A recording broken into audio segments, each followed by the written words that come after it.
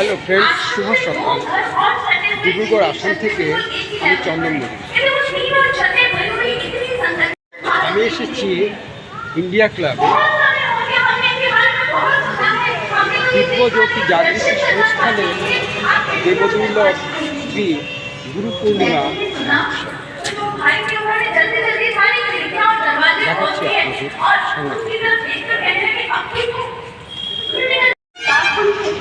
আপনাদের। एक ही बने में आश्रम हुआ करता था और वहाँ पर महाराज जी विराजमान रहा करते थे। एक भैया अपने घर से थोड़े परेशान होकर आश्रम में आए। क्योंकि अच्छा आना जाना होता था आश्रम में, रोज ही तो आए तो सब लोग ने ठीक है साधना करेंगे और चले जाएंगे। लेकिन समय बीतता गया तो जाती नहीं है। उससे कहा कि भैया आप घर में चले जाएंगे और नहीं हो गया और महाराज जी का रूप के कक्ष के बाद बंद हो चुके हैं। अब दर्शन की कोई उम्मीद नहीं है। आप घर पर जा सकते हैं, कल आ जाना कोई नहीं है। वो वही पता है, कहते हैं कि रात 12 बजे के बाद महाराज जी के कक्ष से निकल कर आए और महाराज जी ने और भी जगह पर वो दिया बैठे थे वहाँ जाकर लाइट जलाई और कहने लगे तू अभी तक घर नहीं गया। महाराज जी मुझे घर तक नहीं जाना, आप ऐसा कीजिए मेरी समाधि लगा दीजिए ताकि मैं इन सब चीजों से ऊपर उठ जाऊं। महाराज जी कहते समाधि लगा दे? अरे अभी तेरे समाधि में जाने का समय थोड़ी ना है, अभी तो हम समाधि में जाएंगे। कई वर्षों पहले ये बात महाराज जी ने उस समय कही थी, अभी तो हम समाधि में जाएंगे। वचन है। उसके पश्चात एक बार और ऐसी घटना घटित हुई जब एक ऐसी ही बात एक स्वामी जी के साथ में हुई। स्वामी जी ने कहा महाराज जी आपको फोन लगाते हैं लेकिन कई बार आपसे बात ही नहीं हो पाती, जो भैया फोन उठाते हैं ना वो आपसे बात ही नहीं कराते हैं। महाराज जी कहते हैं फोन के चक्कर से ऊपर उठ जा, आगे आने वाले समय में हमारे से तो फोन पर भी बात नहीं होगी। फोन पर नहीं बात होगी तो हम आपसे आकर बात कर लेंगे। आप कहाँ जाएंगे? विदेशों में चले जाएंगे, हम वहां पर आपसे बात कर लेंगे। महर्षि रमन जी के कहते महर्षि रमन जी के जो ये शिष्य थे ना शास्त्री मामा, ये भक्ति में बहुत लीन रहा करते थे। एक दिन की बात है, उनका एक पड़ोसी अपने घर में पूजा पाठ करके उनके पास चरणामृत लेकर आया। उन्होंने श्रद्धा से उसकी भावना का मान रखते हुए उस चरणामृत को ग्रहण कर लिया। अब उस पड़ोसी का रोज का नियम बन गया, वो रोज चरणामृत लेकर आ जाता और शास्त्री मामा को देने लगता। अब जैसे ही वो 3-4 दिन व्यतीत हुए, अब उन्होंने देखा कि ये तो रोज की बात हो गई है, इसे सत्य कब समझ आएगा? अगर मैंने उस सत्य को जाना है तो मेरा धर्म बनता है कि सत्य को मैं इसे भी जनाऊं। आज उन्होंने क्या किया, जैसे ही वो भक्त, वो पड़ोसी उनके पास आए, शास्त्री मामा ने कहा तुम क्या लेकर आए हो मेरे पास? उसने कहा वही चरणामृत जो मैं तुम्हारे पास रोज लेकर आता हूँ। कहते चरणामृत लाए हो ना, तो आज सुनो मैं तुम्हें एक पते की बात बताता हूँ।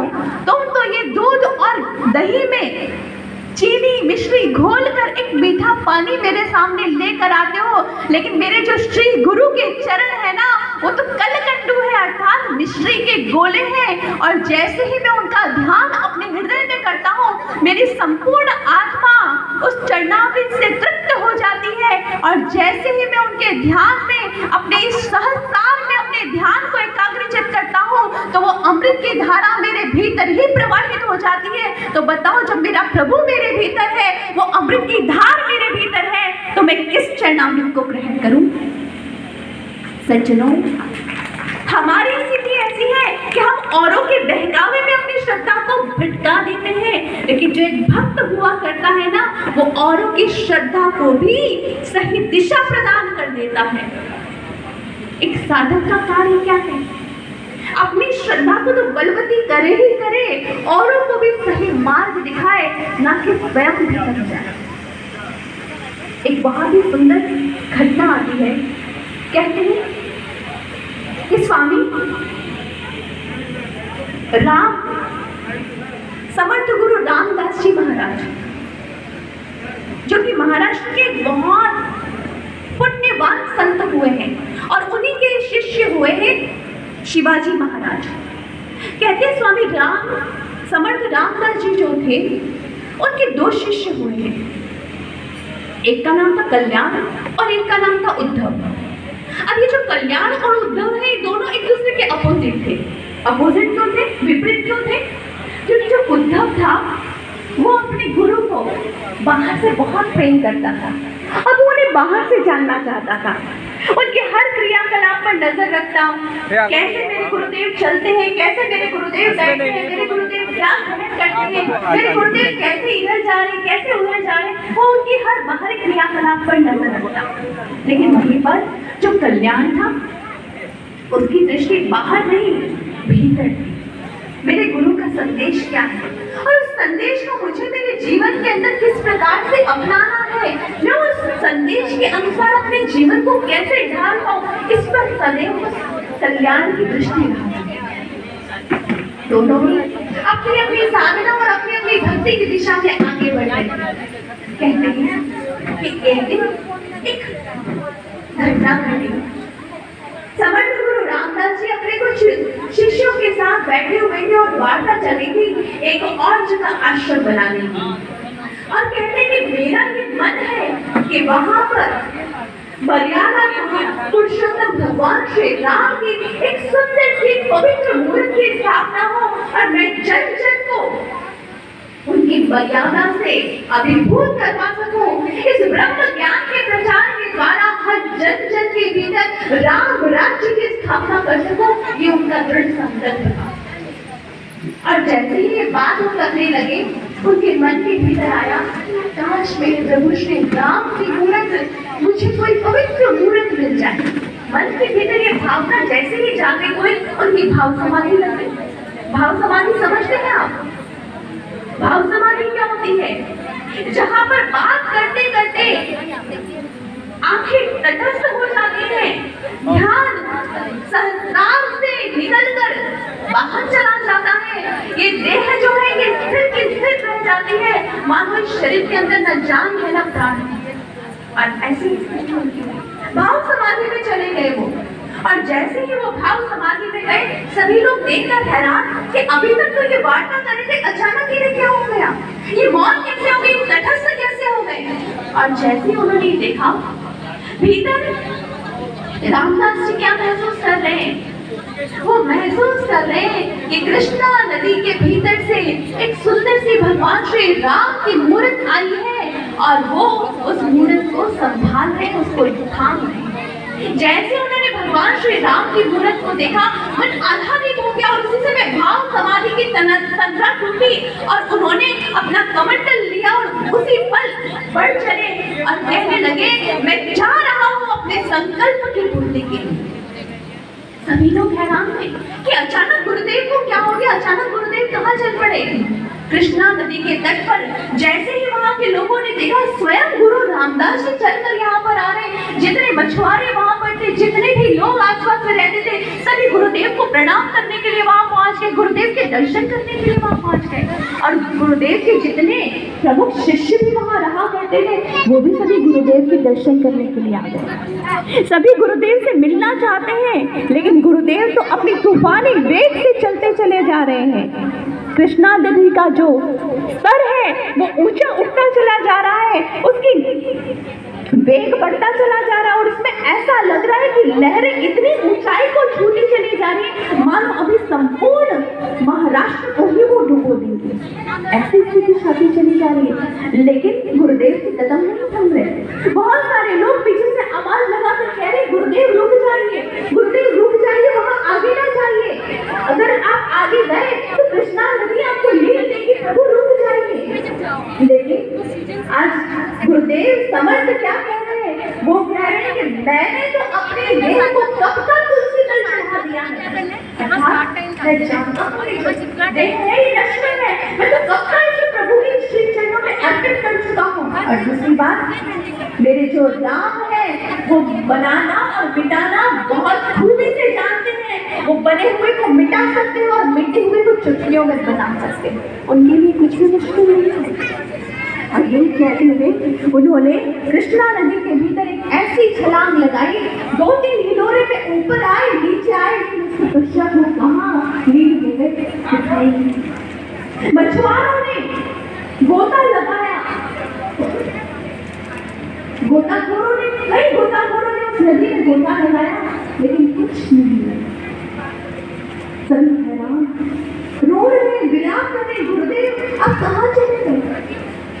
गुरुदेव आप हमसे दूर कहाँ चले गए? अब हमें कौन संभालेगा? इस आश्रम को कौन संभालेगा? सबकी अपनी अपनी चिंता है, और इन चिंताओं के बीच सभी गुरुदेव को याद करते। यही सोचना, जब आश्रम में पहुंची तो वहां पर वो दो शिष्य कल्याण और उद्धव इस विचार को सुनते। उद्धव ने जैसे ही सुना वो पछाड़ खा खा कर रोने लगा, मेरे गुरुदेव, अरे अभी गुरुदेव तो मैंने अभी तो आपके प्रेम को पूर्ण रूपेण पाया भी नहीं था, और आप मुझे छोड़कर चले गए, आप हमें बेसहारा छोड़कर चले गए, अब हमारा क्या होगा? लेकिन वहीं दूसरे कक्ष में जो कल्याण है, जब उसने इस विचार को सुना, उसने क्या किया? तुरंत प्रतिक्रिया दी, नहीं, ऐसा नहीं हो सकता है।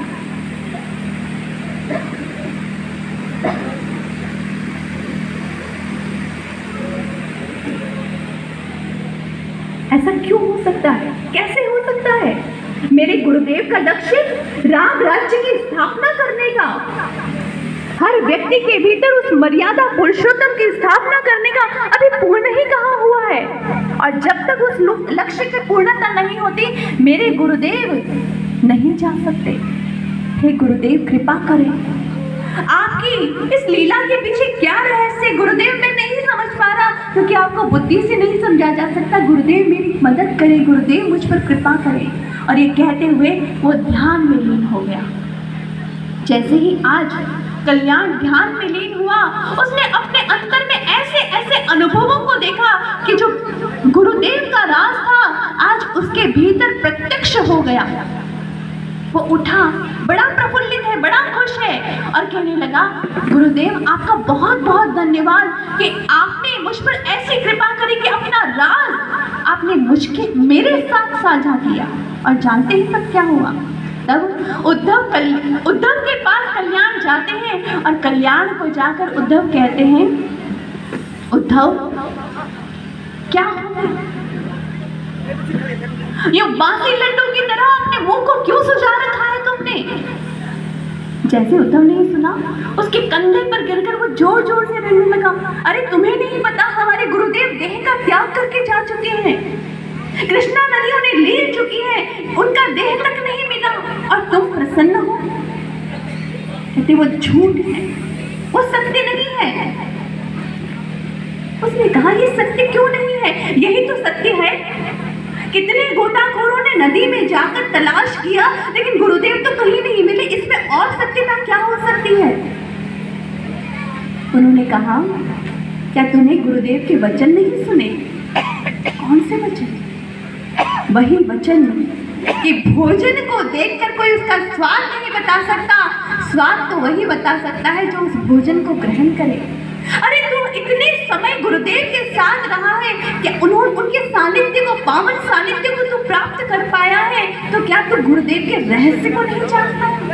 अरे गुरुदेव के रहस्य को जानना चाहता है तो अपने भीतर की दुनिया में उतर, वही तुझे वो रहस्य समझ में आएगा कि गुरुदेव ने अपने देह का त्याग नहीं किया, वो तो एक लीला कर रहे हैं, और इस लीला के माध्यम से न जाने वो कितनों का कल्याण कर रहे हैं। तो कल्याण कर रहे हैं, मुझे तो कुछ समझ नहीं आ रहा, तू ही समझा मुझे। उसने समझाया, उद्धव की समझ में आया, और उद्धव कहने लगे कि चलो आज से मैं भी साधना करना आरंभ करता हूँ।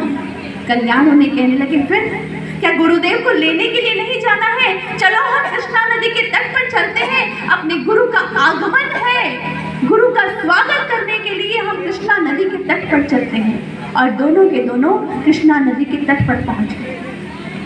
सज्जनों, पूरे 3 दिन व्यतीत हो गए। वो दोनों शिष्य वहां ध्यान साधना करते हैं, जो लोग वहां पर रो रहे हैं उनको कल्याण समझाते हैं। पहली बात, गुरु के वचन पढ़ती थी न जेही, सपने हो सुगम न सुख सिद्धि ते। कि जिनको गुरु के वचन पर विश्वास नहीं है, उन्हें तो स्वप्न में भी सुख की प्राप्ति नहीं हो सकती।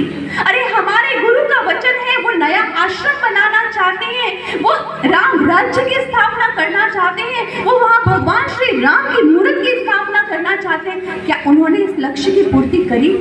अगर नहीं करी तो इस लक्ष्य की पूर्ति के बिना वो कैसे जा सकते हैं? दूसरी बात, क्या आपने नहीं देखा कहाँ कृष्णा नदी सबको लीलती चली जा रही थी, और जैसे ही गुरुदेव ने कृष्णा नदी में अपने चरणों को स्थापित किया, उसी पल कृष्णा नदी का जो रौद्र रूप था उसी समय थम गया। न जाने गुरुदेव ने कितने जनपदों को, न जाने कितने जन जन की रक्षा करी है। क्या आप इस रहस्य को नहीं जान पाए? क्या आप ये नहीं जान पाए कि गुरुदेव तो ऐसी अनेकों लीलाएं करते रहते हैं, लेकिन उनके रहस्य को बुद्धि से तो समझा ही नहीं जा सकता, बुद्धि उन तक पहुंच ही नहीं सकती। क्या आप ये रहस्य नहीं जान पाए? आज सभी हाथ जोड़कर खड़े और कहते हैं, फिर हम गुरुदेव को कैसे जान पाएंगे? आज कल्याण एक मर्म की बात बता रहे हैं, और वो मर्म की बात उन्होंने क्या बताई? उन्होंने कहा, अगर गुरुदेव को जानना चाहते हो तो केवल और केवल श्रद्धा और विश्वास के द्वारा ही गुरुदेव को जाना जा सकता है। शंका अगर मन के अंदर आ गई तो शंका कैसी है? संत कहते हैं, शंका ठीक वैसी है जैसे लोहे पर जंग लग जाती है।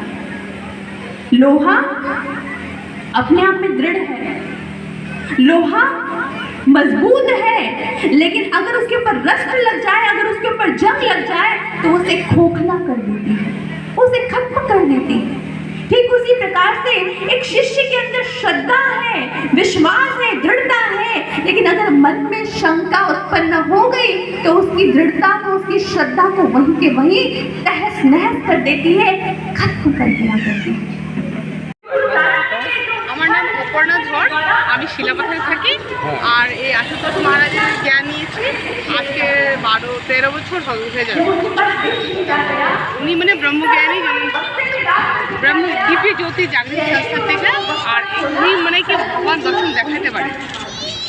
তো এটি প্রুফ, মানে উনি অন্য গুরুদেব, সব গুরুদেবের আমি নমন করি, কিন্তু আশুতোষ মহারাজ হচ্ছে কি উনি এরকম গুরুদেব যেমন ভগবান দর্শন দেখাতে পারে। তো প্রুফ দিব্য জ্যোতি জাগৃতি সংস্থা, আমাদের এই গুরুদেব ব্রহ্মজ্ঞানী, উনি নাম আশুতোষ মহারাজ। উনি মানে একদম সাক্ষাৎ প্রুফ। যেমন আমাদের এই যে থার্ড আই, এখানে বলে যে আমরা বিন্দি যেখানে লাগাই, মানে লোকে বলে যে এখানে থার্ড আয়া বলে, অনেকে বলে চক্ষু, দৃঢ় চক্ষু, ত্রিনয়ন, থার্ড আই, তাই না? তো এইটার থেকে কি হয়, মানে আমাদেরকে মহারাজের হাত রাখতেই, স্বামীদের হাত রাখতে আমাদের থার্ড আইটা খুলে যায়। যখন আমরা মেডিটেশন করি, ধ্যানে বসি, তখন আমাদের ত্রিনয়নটা খুলে যায়। তখন আমরা অনেক কিছু মানে নিজের প্রবলেমগুলো সলভ করতে পারি। এটা আমাদের খুব মনে শান্তি দেয়, আর কি এটাই তো লাগিয়ে লাগছে। আর দিব্যজ্যোতি জাগৃতি সংস্থানের কার্যকলাপ কি? উনি মানে কি দেখেন, আমাদের way of living, how to live, ওগুলো শেখায় আমাদেরকে কীভাবে চলতে হয়। না এখন নিউ জেনারেশন যে ছেলেগুলো, এদিকে ওদিকে ছেলে মেয়েগুলো যে চলে যায়, ওদের একটা ভালো গাইডলাইন দেয় যে ভালোভাবে চলতে হয়, বড়োদের কীভাবে রেসপেক্ট করতে হয়, এইসব। এমনি কিছু ঔষধও আছে? হ্যাঁ, মেডিসিন, যেমন কি আয়ুর্বেদিক মেডিসিন পাওয়া যায় আমাদের এই সংস্থাতে হয়, এইটাই বলবো। আর এটা গুরুদেবের ইয়েতেই তৈরি? হ্যাঁ, গুরুদেবের এখানে যে অনেক, আমাদের এখানে যেমন অপাহিজ আছে, দিল্লিতে আছে, অনেক বড় 300 ব্রাঞ্চ আছে, not of all India, out of ইন্ডিয়াতেও আছে এই ব্রাঞ্চটা। ইন্ডিয়ার বাইরে হ্যাঁ, কোথায়? অস্ট্রেলিয়া, আমেরিকা, ইংল্যান্ড, সব জায়গাতে আছে। আপনি সার্চ অফ ট্রুথ একটা বই আছে, এখান থেকে নিয়ে নেবেন, ওখানে সব ডিটেলস লেখা আছে, বায়োডাটা। আচ্ছা, ঠিক আছে, ধন্যবাদ। Thank you. আজকের ভিডিও এখানে শেষ করলাম। কেমন লাগবে কমেন্টস করে জানাবেন, লাইক শেয়ার ভালো থাকবেন।